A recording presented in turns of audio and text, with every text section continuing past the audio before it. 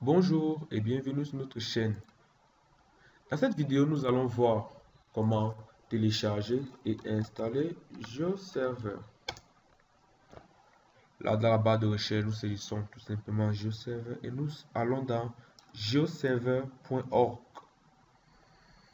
Dans geoserver.org, nous pouvons directement venir ici ou aller dans Download et prendre la dernière version stable, la version 2.12. 2.12.2. Dès que nous venons, comme nous avons un système Windows, nous cliquons directement sur Windows et ça va nous rediriger sur une nouvelle page où le téléchargement va s'exécuter de manière automatique. Nous avons déjà eu à télécharger GeoServer que vous voyez ici au bas de l'écran.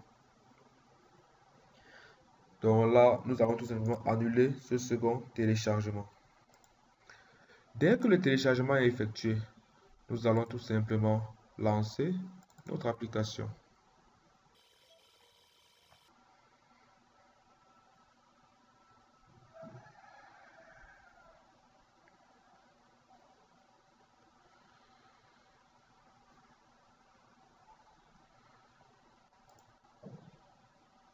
Nous acceptons la licence et voici le chemin où le dossier sera créé.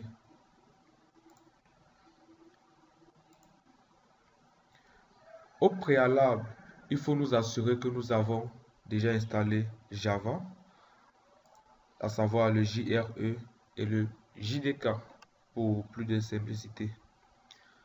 Donc là, nous allons nous assurer que nous avons ce fichier-ci là. Nous avons déjà téléchargé à l'avance. Et si vous ne l'avez pas, ou bien s'il est dans un autre onglet, vous pourrez tout simplement le rediriger ici. Ou bien vous pourrez aller le télécharger directement. Donc là, nous allons charger où nous avons notre Java. C'est dans Programme.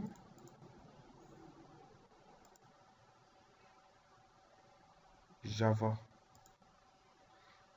Et c'est le JRE que nous prenons. Et là, vous voyez qu'il nous dit bien qu'il contient un JRE valide. JRE pour dire Java Runtime Environment. Et là, nous prenons par exemple l'installation par défaut. Là, nous devons retenir le username et le password. Et nous pouvons le laisser par défaut car lorsque nous allons vouloir configurer ouvrir notre interface web d'administration, nous aurons besoin de ces deux passwords. Ainsi que le port. Donc, nous avons laissé par défaut parce que nous le connaissons déjà. Et là, nous allons le lancer. Donc, nous venons de voir tout simplement comment télécharger et installer GeoServer en ayant déjà téléchargé le Java Runtime Environment afin de le lancer parce que comme nous l'avons dit, GeoServer est un logiciel open source écrit sous Java. C'est pour ça qu'on a déjà le Java Runtime Environment. GeoServer permet à l'utilisateur de partager et d'éditer les données spatiales. Une donnée spatiale peut être vue comme une donnée qui a des informations sur sa position géographique. Par exemple, des coordonnées en longitude et en latitude. Et un logiciel open source peut tout simplement être vu comme un logiciel où l'utilisateur a la capacité d'accéder au code source, pouvant en créer des logiciels dérivés à partir de ce code source.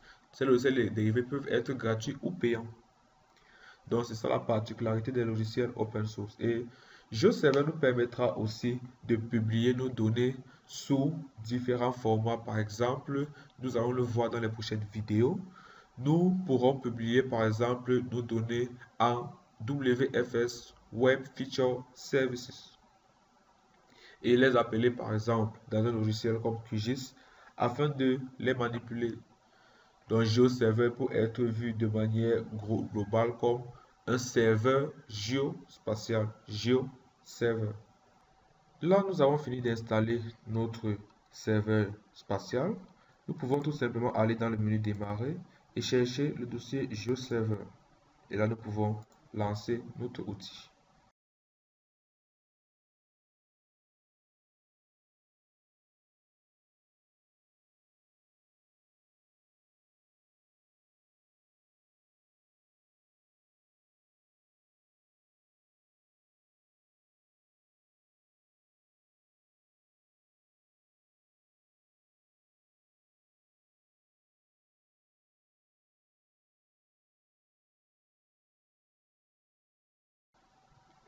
Là, nous venons de lancer notre service et nous pouvons maintenant venir sur notre page, lancer l'interface web d'administration. Pour faire cela, c'est tout simple. Nous saisissons localhost car nous allons tout gérer en local. Nous mettons le port de communication et nous saisissons GeoServer. Là, avec ou sans connexion Internet, nous pourrons déjà accéder à l'interface web d'administration qui est utilisée pour configurer tous les aspects de notre logiciel. Ça peut aller de l'ajout des données à l'édition ou à la personnalisation des paramètres de service. Là, nous allons saisir le username et le password que nous avons pris lors de l'installation. Il s'agit en effet de admin avec un password GeoServer. Et là, nous nous connectons. Il est divisé en six principaux services.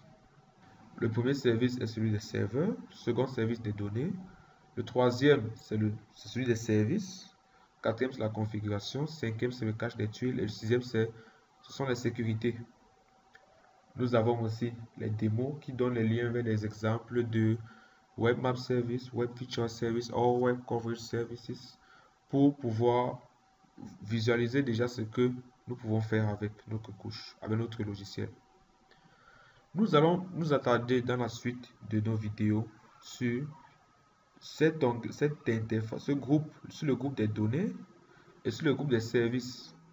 Sur le groupe des données, nous allons ajouter des couches, insérer des styles, créer des entrepôts de données par exemple. Donc nous allons beaucoup utiliser les données.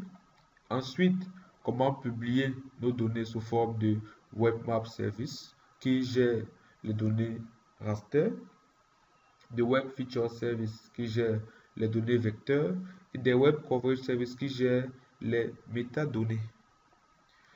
Nous allons aussi à la fin arriver dans l'interface d'administration pour voir comment configurer et gérer les utilisateurs suivant leur rôle. Merci de nous suivre et à tout de suite pour les prochaines vidéos.